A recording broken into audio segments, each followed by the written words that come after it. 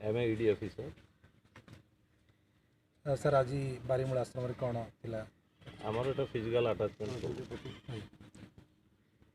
Notice board झुला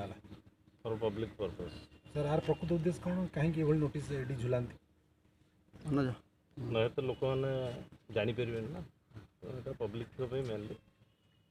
यहाँ this is a procedure अच्छे आमर जो प्रोसीजर अच्छे ईडी से नोटिस बोर्ड झुलाइबार जरूरत। सर ये 4 वर्ष है झुला हो आज झुला है ना आम पब्लिक नोटिस कर तेणु यहाँ जन दूचु मैंने कौन सर जनइबे आज पब्लिक को पब्लिक लेखा बोर्डटा लिखाई मैंने जमी जमा संक्रांत ना सब लिखाई हाँ